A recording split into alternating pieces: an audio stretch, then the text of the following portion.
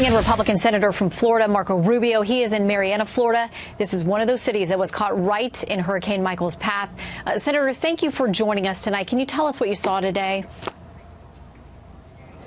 Well, it's about as bad as it gets, and I was in Bay County on Friday, which is Panama City, and that was really tough.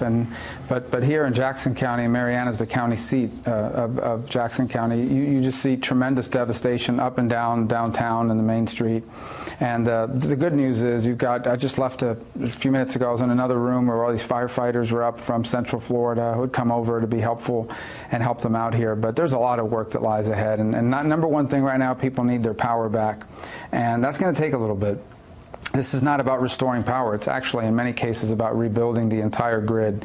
So there's a lot of work that lies ahead, and a lot that needs to be done. Yeah, I mean, it's been encouraging to see crews from around the country, from around the southeast, really pre-position and get in there as quickly as they can. But it looks from the images that we're seeing, as you said, that there are areas that it will take weeks, months, maybe years for them to get back on their feet the way they were before the storm. Yeah, again, talking about power for a moment. I mean, this doesn't usually in these storms. Some lines are down, you put them back up, you start to get power rolling in. In this particular case, it's a total rebuild of the system. I mean, there's stuff everywhere, and many of these structures that you can't even turn the power on because it could start a fire and hurt somebody. You got to clear all that out first. So this is a multiple-week event, multiple-month event, and it'll get better every day. It'll get a little better than the day before. But right now, if they could just get power and better communications up and running, I mean, cell phones working and the like, then everything else starts to flow. But there are crews here from all over the country that are helpful. Over 200 people working almost around the clock to get power restored. And then long-term, you worry about, for example, the agriculture industry down here, the forestry industry, peanuts, the cotton crop that was wiped out. I mean, these are people that are not going to make any money this year in many cases. And so the economic damages that'll be here long after the power is restored and even some of the structures are rebuilt. There's a lot of work to do. Yeah, it's encouraging to me, as those are my folks there in the Panhandle. And so watching those communities come together, they're tough. They will assist each other. Neighbors will step in, but we know they have a long, hard path to go. I also want to ask you about our other top story today, Senator, while we have you, about Saudi Arabia, as minute by minute things are changing. But the president today, after a call with the king, said he absolutely denied this. He's now sent Secretary of State Pompeo over there, potentially to Saudi Arabia, Turkey, maybe other places as well, to try to get to the truth.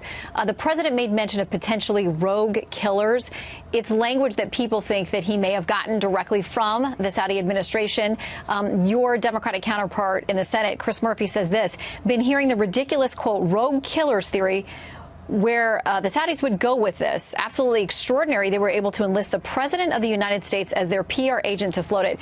The president's had some tough talk. I know you have as well. How do we get the final answers on exactly what happened to Jamal Khashoggi? Well, here's what we know. He walked into that building, and there's no video of him walking out. So either he's still in there somewhere or he's dead.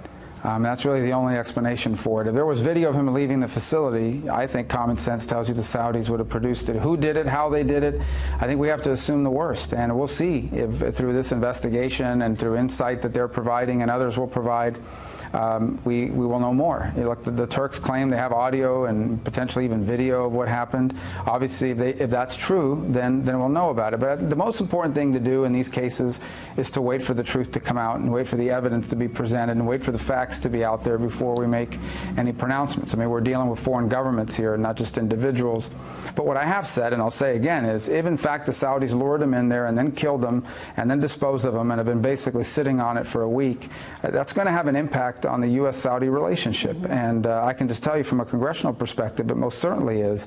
And it's unfortunate because they're an important part of our Middle Eastern strategy to constrain Iran. But that cannot allow us to overlook something as horrific as this if in fact that's what happened. And I do believe eventually we're going to know one way or the other. All right, David French tweeting this out. He says, it's remarkable the extent to which the Saudis have engineered a strategic dynamic by which American policymakers across multiple presidencies seem to presume we need them more than they need us. They had hinted this weekend that there would be repercussions against anybody who came to falsely accuse them in this situation as we wait to find out the facts. There had been talk of hiking oil prices and those kinds of things. You know how intertwined we are. I asked the president last week about stopping arms sales. I know it's something that there's been bipartisan suggestion of on the Hill. What can Congress do if it turns out the Saudis are responsible? Well, the one thing we've already done is we've triggered a global Magnitsky investigation so that there'll be sanctions against the individuals responsible for ordering this and for carrying this out, which is not insignificant if that were to happen, given the fact that people in the Saudi government enjoy access to the U.S. and global markets in order to enjoy their wealth. The arms sales gets a lot of attention. The truth is that that's something that may need to happen as well, limiting them or cutting them off. But ultimately, the Saudis could buy weapons from someone else. The president's right when he says that, but that may very well be another thing that we'll look at. But the deeper dynamic in all this, it isn't for the oil. America produces oil as well now. We're about to be the world's largest producer. We're not already. I think the bigger issue here becomes the role they play in our Middle Eastern strategy. And the administration, and I think wisely, that had built them as a key linchpin against Iran and their ambitions and their expansion in the region.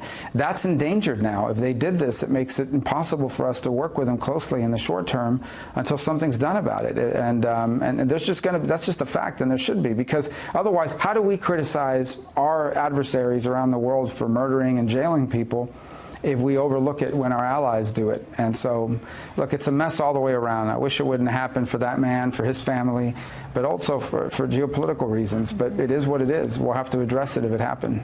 Well, we'll stand by as we wait to get those facts. We know you are as well. And we wish you all the best and the folks of Florida down there as they begin this path to recovery. Senator, thank you. Thank you. Thank you.